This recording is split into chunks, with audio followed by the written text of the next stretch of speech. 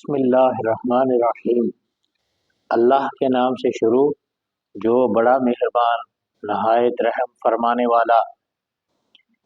لفظ اللہ اس کا معنی ہے سچا معبود۔ کسی شریعت میں اللہ تعالیٰ نے کسی مخلوق کو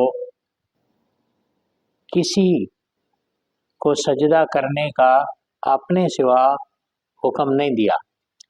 فرشتوں نے جو آدم علیہ السلام کو سجدہ کیا وہ سجدہ عبادت کا نہیں تھا، معبودیت کا نہیں تھا، وہ سجدہ تعظیمی تکریمی تھا، عزت و شان کا تھا۔ آدم علیہ السلام کی شان کا وہ سجدہ تھا۔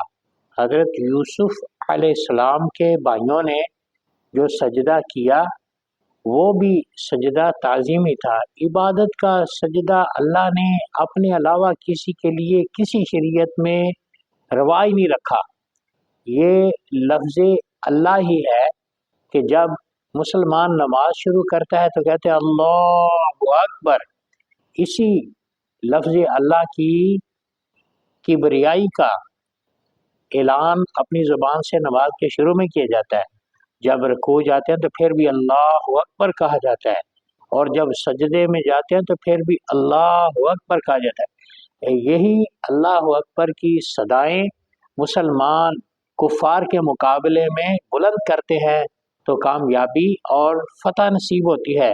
جب لفظ اللہ کہا جاتا ہے تو اس وقت دونوں ہونٹ اوپر والا اوپر نیچے والا نیچے رہتا ہے، دونوں ہونٹ ملتے نہیں۔ اللہ اس کا معنی یہ ہے کہ جو بھی اللہ کا لفظ صدق دل سے ادا کرے گا اس کو بلندیاں عروج اور مقام اعلیٰ حاصل ہوگا۔ تو لفظ اللہ یہ مومن کی معراج ہے۔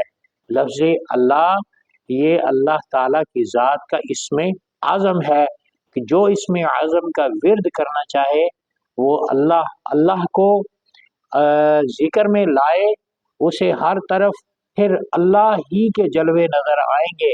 پھر اس لیے تو کہتے ہیں اللہ اکبر لہو ہو، اس کا معنی وہی ذات ہے جس کے علاوہ کوئی معبود نہیں ہے۔